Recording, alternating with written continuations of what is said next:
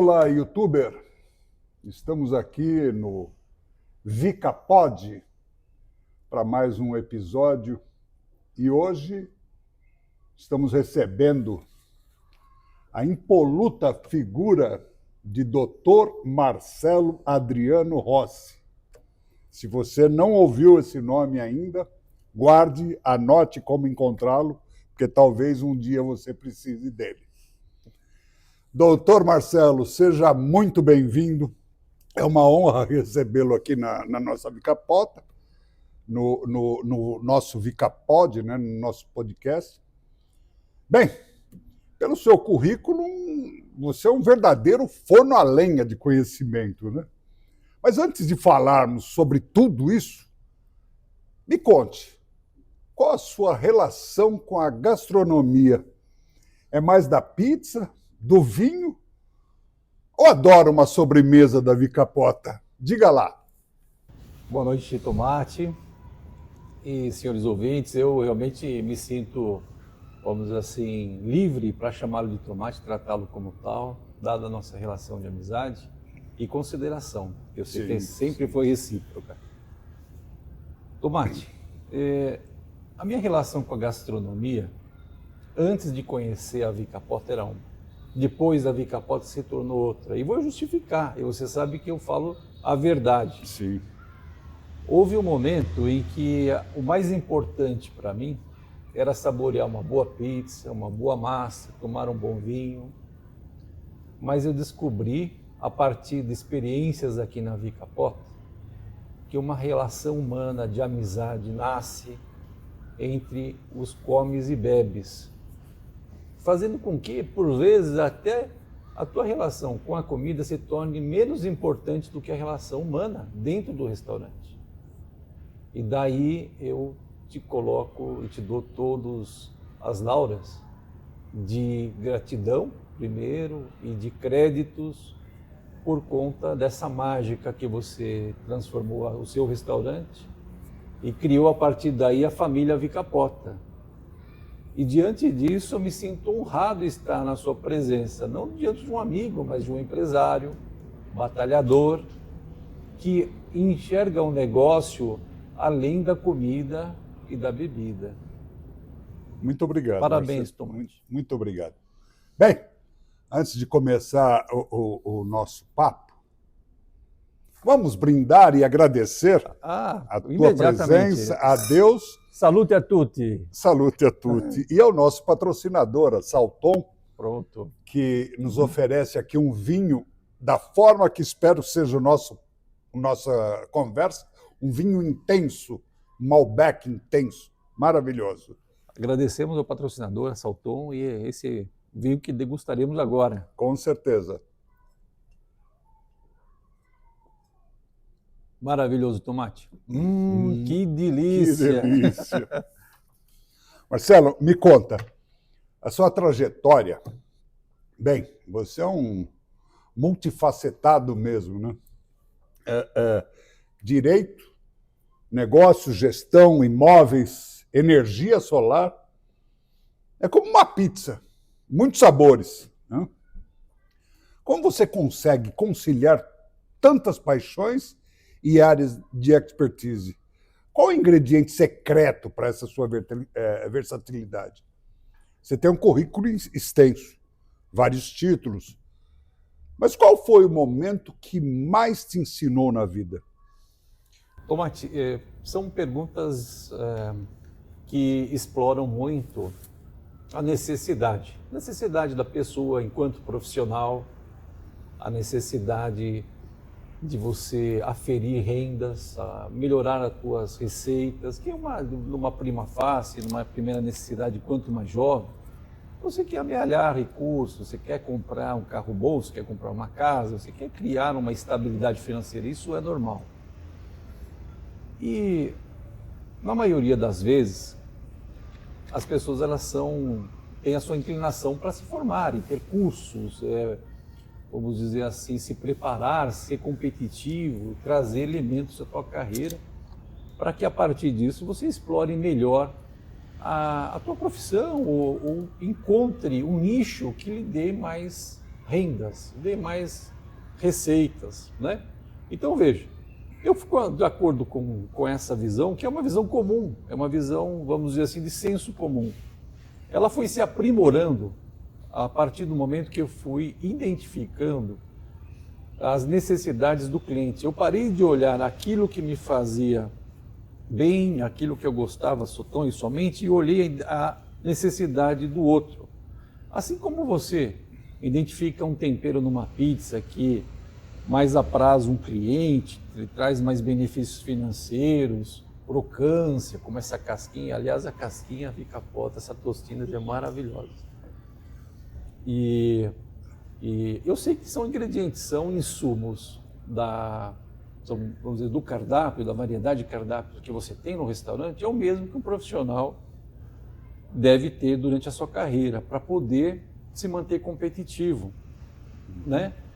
Eu, por exemplo, tenho uma formação de advogado, da advocacia, e na advocacia existem vários ramos. Eu já passei pelo ramo do direito penal, quando iniciei na ordem dos advogados, depois fui para a civil imobiliária, dentro da área jurídica, depois a empresarial, que me levou para a recuperação de empresas em falências. Então eu fui invertendo, fui modificando conforme a demanda, conforme a necessidade do meu cliente e a minha aptidão para desenvolver aquilo.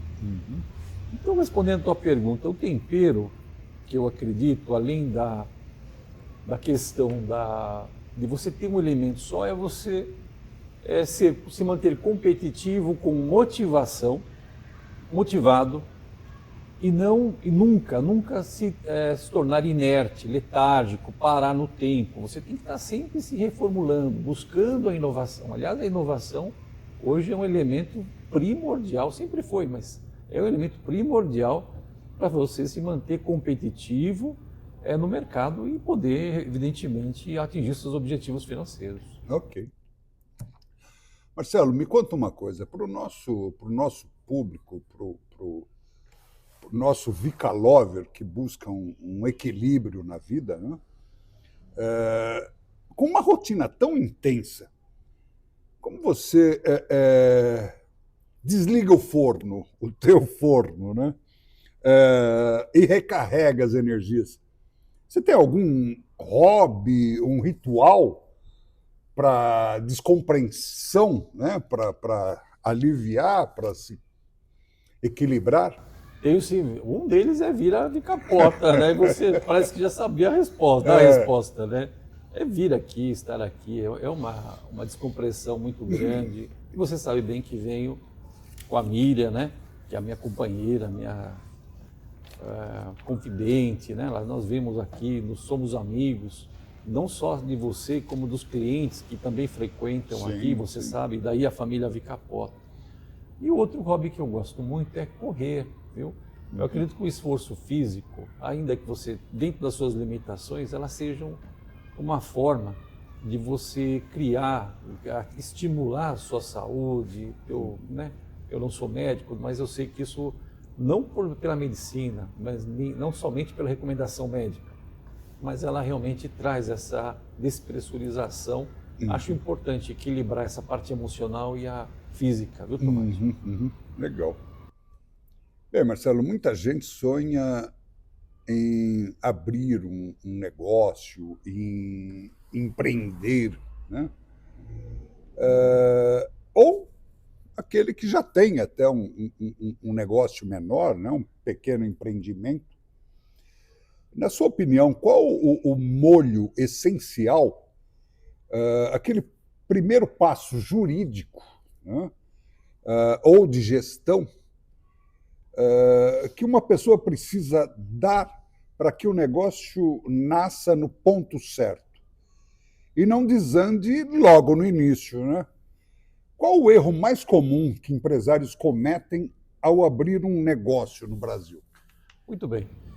Tomate, é uma visão, ela é um pouco polêmica, um tanto quanto polêmica, porque muitos acham que o grande problema é não ter fluxo de caixa, outros acham que não ter uma preparação adequada, mas eu vou me arriscar a dar minha própria opinião, não só fundamentando nos títulos que tenho, no grau de experiência que adquiri, mas pelo que na prática funciona de fato. bem simplesmente, e acredito que os ouvintes vão se valer muito disso. Para você abrir uma empresa, você começar ou tocar numa empresa, você precisa ter um olhar dentro da empresa e um olhar fora da empresa. Isso é fundamental, não é dinheiro. Essa conduta de você olhar como funciona a sua empresa, saber dos erros, dos processos, do que você quer entregar para o seu cliente e olhar para fora da empresa, quem são os seus concorrentes, quem são os seus clientes, o que esse cliente espera, o que você quer entregar para ele, é a visão que você deve ter inicial no negócio. Seja o nome que você queira dar, a frase que queira construir como visão, mas isso é fundamental.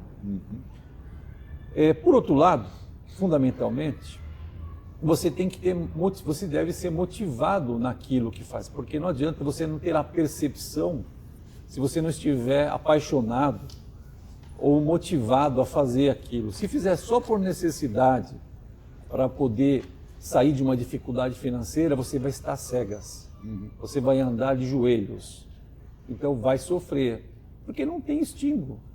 Você não vai identificar elementos que vão trazer a magia ao teu negócio. E eu sei muito bem que o elemento financeiro é fundamental. Ele é fundamental, mas ele é o sangue, é o fluido. O financeiro é resultado.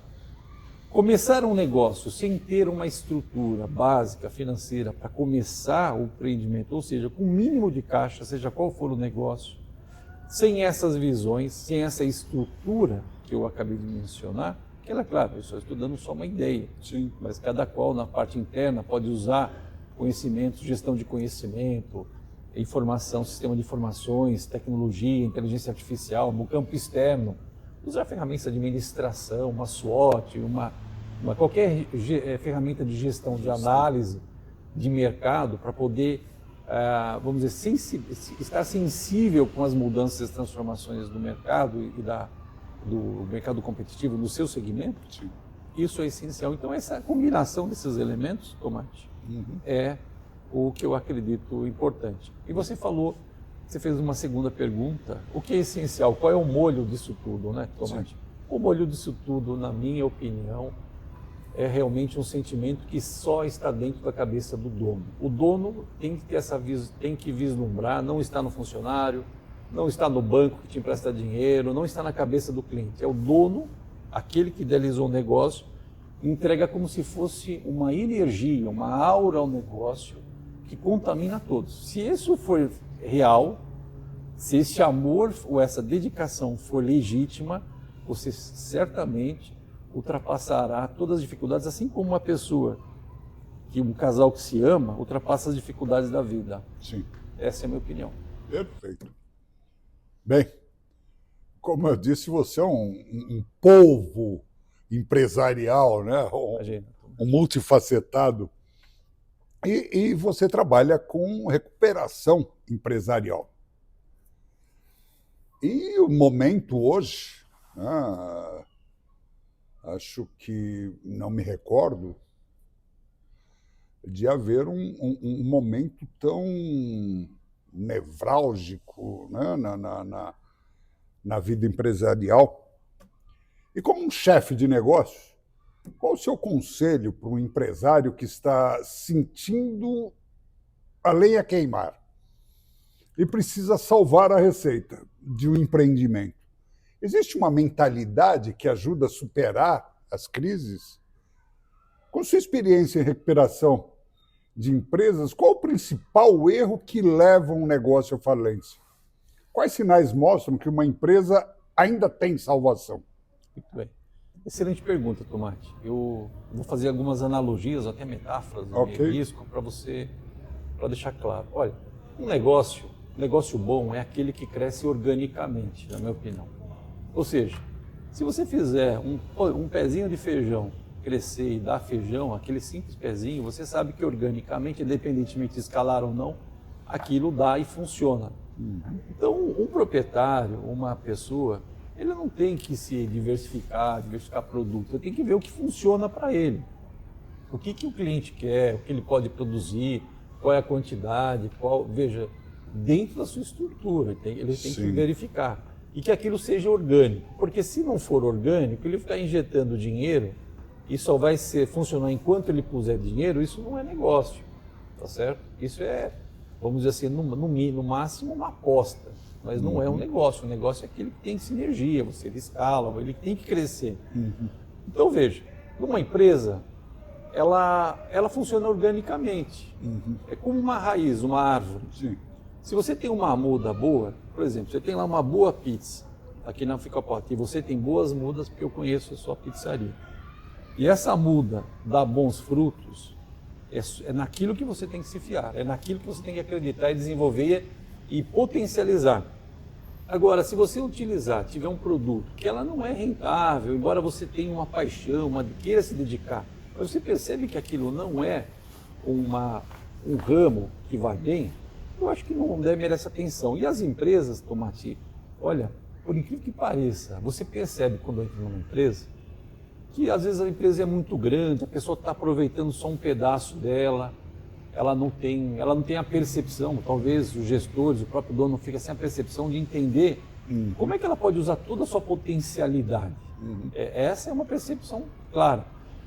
E o que coroa tudo isso é a conduta da pessoa, é a conduta dos sócios, do dono do negócio, é a conduta dos funcionários. A conduta, na minha opinião, é a coroa deste reino das empresas, do que você vai fazer. Para mim, é o mais importante de tudo. Para você convencer o investidor, você tem que ter conduta, senão você não convence mesmo com dinheiro. Perfeito. Viu? Perfeito. Marcelo, a tecnologia e a gestão da informação mudaram o jogo, né? Para quem não estava preparado para enfrentar essa situação. E para quem às vezes se sente um pouco fora da curva digital, como podemos usar a tecnologia e a informação a nosso favor nos negócios ou até na organização da vida pessoal, né? Sem queimar a pizza, né? Isso é fato. Bem, você entender bem o que tipo de tecnologia você precisa, porque tecnologia, hoje a inteligência artificial ainda continua sendo um robô que precisa da informação inserida ou imputada pela pessoa. Pelo ser humano. Se você não tiver um sistema, ou um sistema por mais avançado que seja, com esse alimento de dados, ou alimentação de dados, você não tem nada. Você tem lá um equipamento com muita capacidade, com potencial, um banco de dados maravilhoso, mas sem dados, não adianta nada. Então, como é que você interage com tudo isso? Na minha opinião, é a seguinte: tem que ter uma compreensão de que os processos de documentação, RH, recursos humanos, quero dizer, nos procedimentos de formação de controle de pessoas no restaurante, controle de faturamento, você tem que colocar isso em escala, colocar isso num sistema informatizado e de alta qualidade, porque você vai ter muita eficiência nisso. Não só por quantidade de pessoas, porque as pessoas podem ser utilizadas em outros segmentos, num restaurante, por exemplo, como o seu. Mas esses sistemas eles são muito eficientes. Entretanto, você aprender a mexer com isso, você não necessariamente precisa ser um programador. Você precisa entender que aquele que está programando, que está desenvolvendo o sistema de informação para a inteligência artificial, ele precisa mais de você do que você dele. Quer dizer, como é que ele vai vender um sistema se ele não tiver você, ou qualquer um de nós que não tem um conhecimento profundo de inteligência artificial, tem os dados que ele precisa para fazer aquilo gerar valor para o teu cliente? É o que está acontecendo hoje. Né? Você vê, eles estão criando interfaces tão modernas, tão fáceis, de fácil trato, com uma interface de alimentação tranquila, a ponto de uma pessoa de qualquer idade, num celular, alimentar com simples dados praticamente intuitivos, os dados que o computador precisará para poder gerar uma eficiência tecnológica superior. Então, hoje, atualmente, Tomati, essa é uma opinião, e está acontecendo fortemente, é que a inteligência artificial está buscando os dados nos polos, bem nos pontos periféricos, como pessoas de idade, pessoas que trabalham no operacional, na escala das escalas de organização empresarial, no operacional, eles precisam desses dados. Então, eles estão buscando de uma forma bem tranquila, bem fácil, não dificultando. Então, não é uma razão para você se preocupar em interagir com eles, porque essa interação vai acontecer de um jeito ou de outro. Entretanto, a tomada de decisão do proprietário com o uso da tecnologia, aí sim, não tomar decisão enviesada, você está olhando, vai, poxa, como eu posso usar melhor essa tecnologia para uma eficiência, criar uma gestão eficiente aqui no meu restaurante ou em outro lugar que você queira. Essa é a questão. Sim, perfeito. Bom, já falamos de recuperação empresarial, já falamos de negócios, né, de montar uma empresa. Vamos mudar um pouquinho agora para uma outra vertente que você domina, né? O mercado imobiliário. O mercado imobiliário sempre gera dúvidas, né? Sem dúvida. Para quem está pensando em comprar ou vender um imóvel, e hoje essa é uma outra situação que penso o momento seja bastante propício, né?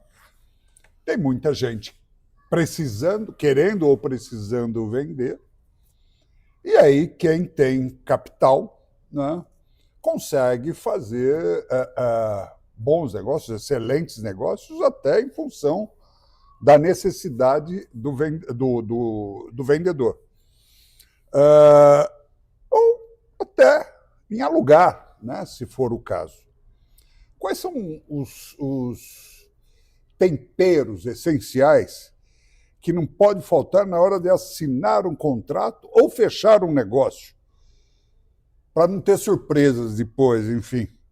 Qual o caso mais inusitado que você já acompanhou na área de direito imobiliário?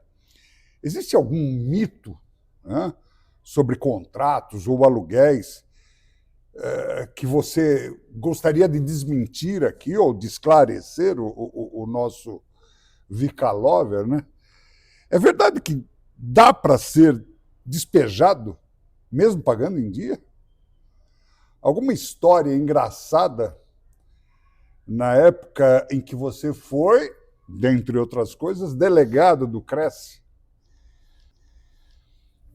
Tomate, tem muitas histórias engraçadas e a graça nisso é que elas começam por ser dramáticas, né? Depois se tornam engraçadas. Mas você fez perguntas aí em relação ao mercado, de uma forma como se sentir seguro, né? Fazer uma relação sim no mercado imobiliário, né? Então veja, uma pessoa, ela tem, hoje em dia, ela tem que tomar muito cuidado, de uma forma geral, com documentos falsos, tá certo? Hoje é muito fácil você fraudar um documento. Então uma pessoa hoje, não adianta você falar que vai receber um documento pela internet, lá com o QR Code, ou QR Code, como queira chamar, isso é o suficiente para você ter uma certidão válida. Não é. Você tem que, atualmente, acessar o site que emitiu aquelas certidões e validar isso. Para saber da fidelidade. Para saber se aquilo foi emitido por aquele órgão. Veja, você tem uma facilidade e uma dificuldade. A facilidade é que não precisa mais ir até o cartório para ter essa certidão. Mas para você saber que aquela certidão é válida ou não, não adianta só olhar no papel e acreditar, embora haja perfeição estética nela, com selos, até você vê, hoje as falsificações de notas também são com selos de cartório, são elementos, mas hoje o que vai validar são as chaves criptografadas, que vai te dar alguma segurança em relação à validade. A outra questão que eu olho interessante também é o seguinte: tem pessoas que estão fazendo negócios com empresas e fazendo negócios com pessoas pensando que é uma coisa só. Não é. Atrás de uma pessoa, você tem idade, você tem pessoas que são casadas. Eu não vou falar muito de uma forma muito complexa, porque senão fica maçante, vai ficar muito denso, mas você tem que procurar as certidões daquela cadeia dominial e saber se a pessoa, o cônjuge, que regime de bem está casado, pede uma cópia da certidão de casamento e busca certidões de praxe, certidão do Tribunal de Justiça, do TRT, as de praxe, protesto, para você ter uma ideia do que está acontecendo. Se for jurídica, tem outras certidões adicionais, por exemplo, de falências, concordatas. Agora não tem mais concordata, mas tem falência. Precisa tomar cuidado hoje que também tem pedidos, processo de recuperação judicial, extrajudicialmente feitos, através dos quais alguns juízos arbitrais eles ocultam informações de processo por conta da própria existência, são na maioria das vezes sigilosos, mas elas implicam num resultado depois que vai, com certeza, implicar numa utilidade pública. Então, existem algumas pegadinhas aí, tá? Okay. No mercado imobiliário que você precisa tomar cuidado. Agora, o mercado imobiliário, ele é pânico, porque nós já vimos algumas situações, quando fui delegado do Cresce, isso já faz bons anos, viu? Nós vimos as condutas dos corretores de imóveis naquela época, a maioria é honesto e tudo mais. Mas os corretores, no afã de fazer a locação ou a própria venda imobiliária, eles costumavam vender áreas ou negociar áreas fazendo propostas sem conhecer o imóvel, entendeu? Então o sujeito chegava lá para comprar uma casa, ele fazia uma propaganda maravilhosa, falava, tem uma casa, um apartamento, de um dormitório bem localizado, mas o sujeito nem entrava no imóvel, ou passava em frente. Então quando chegava lá, às vezes tinha, e isso eu vi, porque é meio dramático, eu acho que hoje estou mais não sei se é por conta do frio, Tomás, sim, mas aqui eu estou mais para dramaticidade do que para essa graça. Então existia pessoas que tiveram problemas de saúde, que foram levados a óbito dentro e estava um resquício da cena do crime e o corretor nem mal sabia o que acontecia. Outras situações de sumidouro, aqui em Pinheiros, tem uma região ali de sumidouro, logo fizeram o metrô, os caras faziam intermediação, as pessoas faziam intermediação imobiliária, olhava lá no fundo do quintal, metade do quintal tinha ido para a vala do sumidouro. O sumidouro é aquele vazio que tem na superfície, vamos dizer assim, uma espécie de uma bolha. Que a propósito tem uma rua ali que leva o nome de Rua do Sumidouro. Pronto, exatamente, lá exatamente. Então, para isso existem algumas pessoas que fazem sondagem, fazem, vamos dizer assim, análises técnicas mais aprimoradas para evitar esse tipo de contratempo. E os corretores de imóveis, de uma forma geral, isso naquela época, estou falando na época assim, um pouco mais, alguns anos atrás, elas são diferentes dos de hoje. Os jovens de hoje não conhecem o imóvel que estão vendendo. É tudo feito no dedo, tudo feito pela internet. Fazem o showroom, fazem lá a 3D, 360 graus e vendem aquilo. Então tem um problema sério de frustração, de você pensar que está comprando uma coisa na hora, fecha, faz contrato e depois também não dá certo. Então isso é meio dramático, porque quem é que gosta de entrar numa pegadinha imobiliária? Ninguém, né, Tomate? Tem muitas questões, Tomate, relacionadas a isso, viu? A gente passaria horas falando sobre isso, viu? Tá certo. Bom, quem sabe marcamos uma série de eu vou chamar quando acontecer. De podcast. Eu te chamo. Marcelo, me conta uma coisa,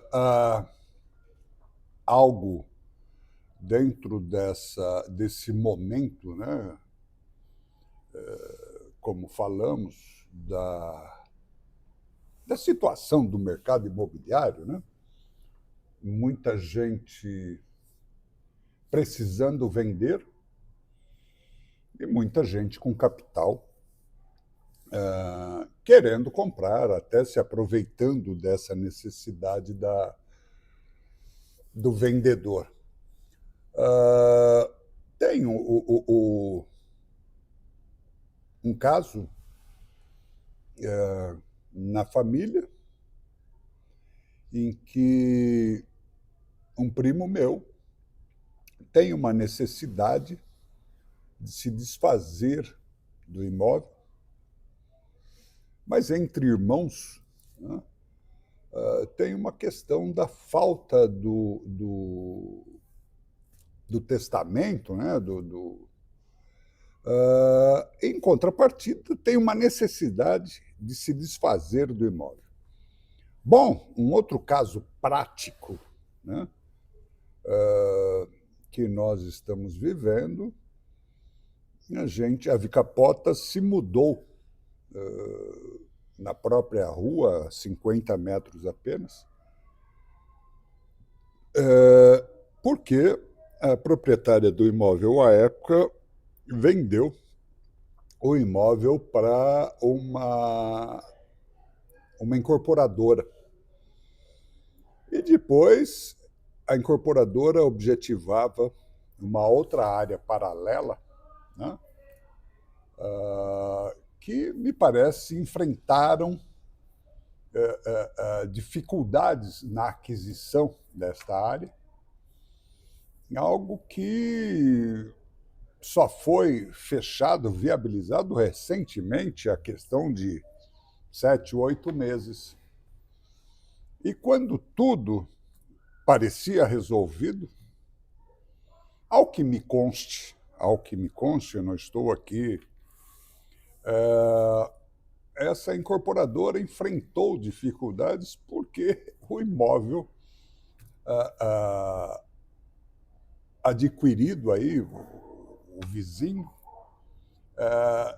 tem uma quantidade absurda de herdeiros, né? Ao que me consta, alguma coisa tipo 70 já tinham localizado 17, faltavam só 53. Só, né? Isso além da demanda de tempo, né? Nem sempre a pessoa que quer comprar tem urgência, mas muitas vezes não é que a pessoa quer vender, ela precisa vender, né? O que você poderia nos dizer a respeito dessa situação, nos orientar, a nós e ao nosso público? Olha, Tomate, essa pergunta é uma pergunta provocativa. Sim. Né? Eu sei que você fez isso de um propósito, mas não para me deixar, vamos De dizer saia assim, justa. não, de jeito nenhum, mas é instigante, porque é uma curiosidade normal. Eu não tenho como responder isso, ou responder essa questão, sem dar uma ideia tranquila, assim, sem muita teoria, mas Sim. é com relação à percepção da propriedade. Tá? Tomate, as questões, a pessoa adquire uma propriedade pela diversas formas, tá? Não é somente fazendo um contrato, não é somente tomando medidas que são postas por advogados ou até por cartórios ou até por escrituras. Por quê isso acontece? Porque nós temos as questões que envolvem a posse do imóvel, tem questões que envolvem o domínio do imóvel e tem questões que envolvem a propriedade do imóvel. Eu vou brincar com você, já que nós estamos aqui Sim. batendo um papo descontraído, até para os seus ouvintes, para os clientes Vicapota, né, mais do que ouvintes, são da família Vicapota, entenderem. Então, nós costumamos dizer que uma propriedade é a soma de um domínio com a posse, ou seja, uma escritura e um possuidor. Então, a pessoa que tem uma escritura ou tem um contrato dizendo que ela é detentora daquele direito e tem também a posse, ou seja, tem alguém que esteja exercendo, seja um locatário, um comodatário ou ela própria lá no imóvel, é isso que vai lhe dar direito à propriedade. Uhum. E essa equaçãozinha simples, a soma para que se dê proprietário, ela é fracionada. Então, pode ser fracionada. Quando uma família, por exemplo, possui muitos integrantes, né? Então, você tem lá um falecimento de um pai, de um varão, então transfere ao filho, do filho também, às vezes acontece uma eventualidade e vai para o neto e assim sucessivamente. Sim. Cada cadeia dessa, cada elo disso, né? Se você não documentar, não fizer o procedimento judicial adequado, ou hoje pelo cartório, que você pode fazer o inventário cartorário, fica aberta aquela lacuna, é como se fosse uma raiz mesmo, fica aberta aquele varão, abriu para 2, 3, depois 2, 6 para mais 5, 6 e assim vai embora, fica na escala geométrica. Então, isso é um reflexo da documentação mal feita, ou às vezes as pessoas também não podem, porque isso custa dinheiro. Então, as pessoas confiam que não vai acontecer nada, porque depois tem os filhos também fazem o mesmo, e assim sucessivamente, dando esta sensação de insegurança jurídica e arvorando, né, para 70, 80 pessoas, 80 proprietários. Como é que se resolve isso? Como é que na prática se resolve isso? Pelo seguinte, geralmente, a pessoa que tem o direito, qual o direito? Você tem que localizar. Lá a pessoa é um locatário, é um proprietário, é um comodatário, ou seja, ele estaciona a posse do imóvel, mas ele não tem documento algum, ou ele tem um contrato de gaveta que não foi registrado, ou ele tem uma escritura antiga que não se sabe nem onde estão as pessoas. Então você precisa ver qual é o documento que tem à disposição. E você pega aqueles documentos e vai fazendo instrumentos de cessão, porque o direito ele não é vendido por compra e venda, ele é cedido onerosamente. É por cessão que se faz. Então a solução do mundo jurídico é cessão de direitos. Então, você me cede o direito de posse desse imóvel, cede o direito de posse ou de domínio de uma escritura, cede os direitos contemplados num contrato particular, e a partir dali você vai fazendo uma questão, consolidar tudo. Se você conseguir consolidar 100% dessas cessões, desses direitos, você consegue registrar o teu imóvel, o teu nome. E até fazer através de uma adjudicação compulsória. Se você, entretanto, não conseguir registrar tudo, você tem que ter pelo menos a posse, porque a posse vai te propiciar uma medida judicial de uso capião, por exemplo, extrajudicial ou judicial, né, ou outra medida, para poder ter, vamos dizer assim, declarado pelo juízo aquele seu direito que você está pleiteando. Então, às vezes, você vai comprar um imóvel, não é o imóvel com um documento que a pessoa está te apresentando. Você tem que olhar toda essa cadeia, chamamos isso de cadeia dominial, para resolver. Agora, imagina cada proprietário desse, cada 70 proprietários, 80, cada um com um advogado ou com uma pessoa que se acha com um corretor, com isso, aquilo, outro. Aí você tem 69 e falta o 70º, e ele fala, olha, eu quero o 10 vezes mais do que quer o outro.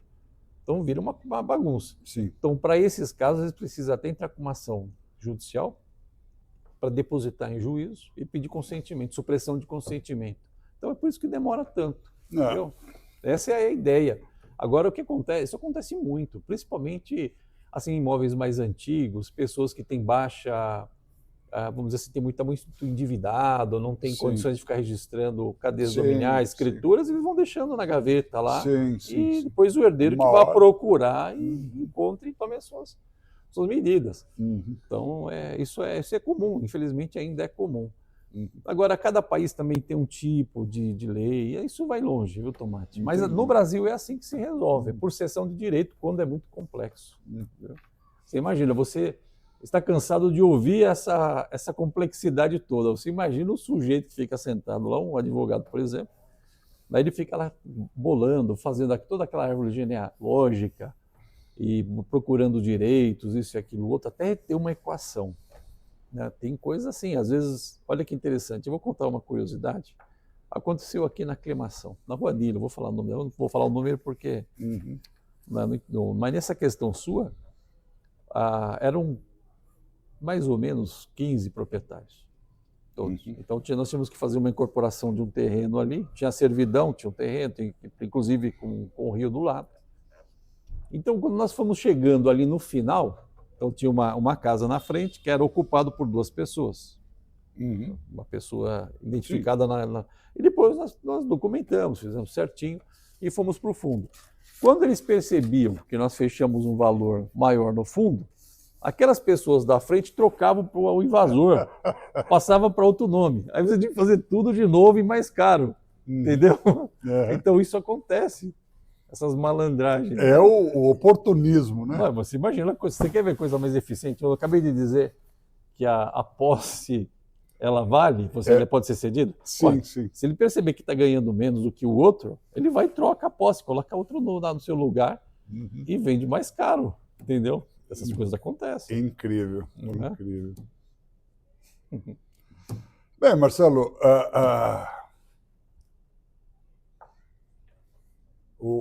as tuas especialidades, né, o teu conhecimento tem uma densidade, né? Não é... Você teve que estudar e que correr muito para dar mais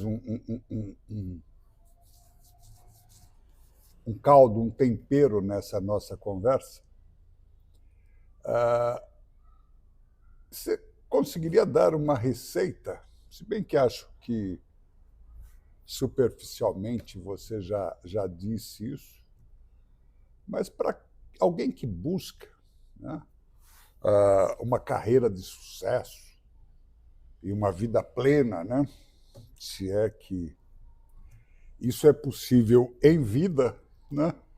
É verdade, Tomate. Quais seriam esses ingredientes? Né? É uma opinião interessante, porque é um desafio, né, Tomate? Se você Sim. veja, eu mesmo me desafio, entendeu? Eu, por Sim. exemplo, com essa questão da inteligência artificial, Sim. também sou vítima da tecnologia. Ou não. Então, eu crio para eu usar algumas ferramentas que me fazem necessários para o mercado tecnológico, digital. Então, quais seriam? Gestão, densidade de conhecimento é o que a tecnologia precisa. Então, isso te coloca numa esteira importante, te faz ser necessário. A questão do jovem e a questão da pessoa mais madura, elas são diferentes, se você sabe bem disso, eu não preciso abordar. Mas para o jovem, hoje, nós temos um desafio talvez um pouco maior, porque eles estão indo muito pelo mimetismo, ou seja, copiando, pegando o mais conveniente, a lei do menor esforço, né?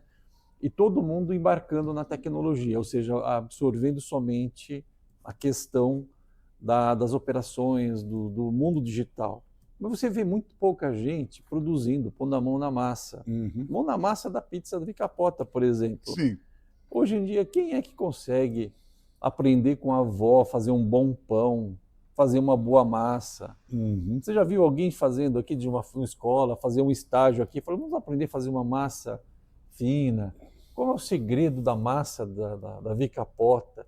Então, vejo, isso é comprar o trigo, Sim. é você ver se o fermento é bom. Então, você tem vários elementos aí que fazem isso tudo, né? Então, o jovem, na minha opinião, ele deve não só se preparar digitalmente, ele tem que se preparar para ser útil no sentido de criar dados, ser um alimentador de dados cognitivos, ou seja, ele tem que pensar, ele tem que lucubrar sobre aquilo para poder desenvolver o equipamento e não esperar tudo do mundo do Google, ou esperar do metaverso, ou esperar disso ou daquilo outro. Ele tem que se alimentar no mundo real, não ficar no mundo digital. Daí é o conselho que eu dou. E nós temos visto muitas pessoas, inclusive na academia, no Mackenzie, onde nós estamos na cadeira do Stricto Sensu, pessoas que não têm muita prática na vida. Ela tem muita formação acadêmica, lê e tal, mas tem pouca eficiência prática. E tem outros que estão fora, tem muita prática, mas elas sonegam conhecimento acadêmico. Entendeu? Então, essa dicotomia, elas têm é paradoxal. Elas coexistem, não se entendem e uma precisa da outra. Entendeu? É incrível. E é assim também o jovem com a pessoa mais sênior. Se eles se entenderem, conviverem, entenderem que a importância física, a fisiológica do jovem com mais disposição, mais agilidade, e o outro com mais maturidade, as coisas vão conversar melhor. Então, os desafios são esses. Se você olhar um pano de fundo, Tomate, você vê que as divergências que criam as dificuldades. Sim, né? sim. Bom, vamos aí para um ping-pong agora, um jogo rápido. Vamos lá, gosto de ping-pong. Qual foi o melhor conselho que você já recebeu na vida, por todas essas carreiras? Algo que te marcou e que te norteia até hoje? Foi em 1988, eu trabalhava numa fundação chamada Maria Cecília Souto Vidigal, era uma fundação de hematologia, trabalhava com um cientista, chamado Michel Bujanra. E lá eu conheci um advogado e ele dizia o seguinte, ele falou assim, olha, não importa o que você faça, tenha uma profissão para poder se manter, para poder dela depender a sua subsistência. É o mesmo conselho que eu dou para minha filha. Pega um jovem, uma pessoa que estou tentando ajudar, você tem que ter uma profissão para subsistir, para poder se manter. Eu acho que nós pais, todos, mães também, que estão assistindo, é a profissão. Fazer o que gosta é muito importante, evidente, mas você ter essa autonomia financeira isso é necessário, é fundamental. Esse foi um conselho que eu tive de uma pessoa que não de fora, do meu próprio trabalho, do ambiente de trabalho, e foi muito relevante, marcou minha vida. Perfeito.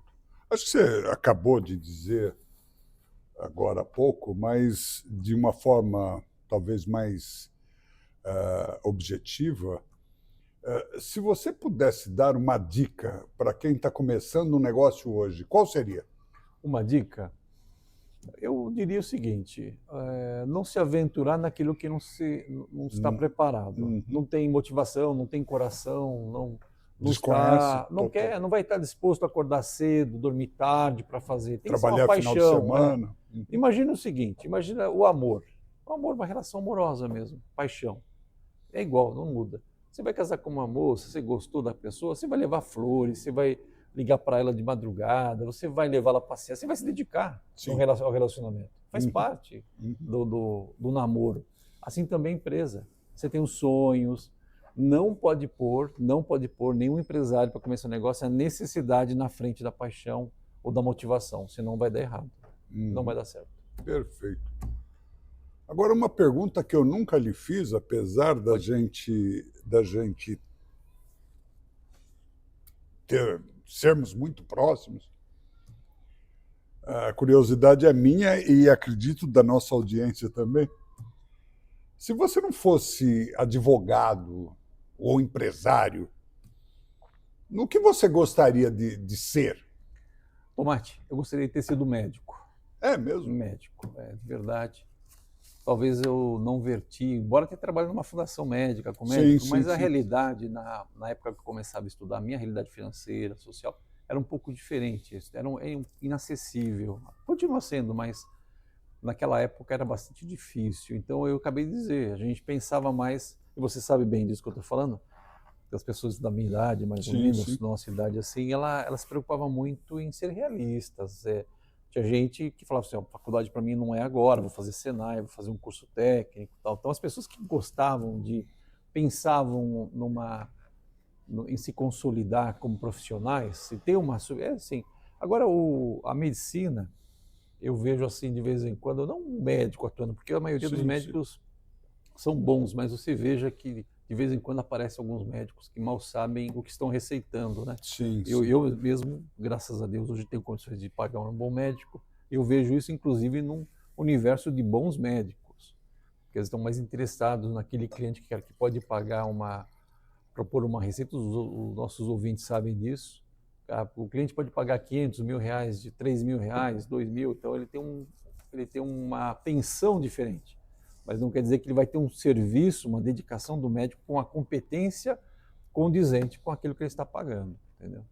Então, mas eu acho que a medicina, para mim, teria sido uma paixão primeiro, adequaria muito o que eu gostaria, talvez uma estabilidade, mas também poder fazer as coisas, doar, pesquisar, né? Você entrar mesmo no mundo, na essência da pessoa, seria uma aventura interessante.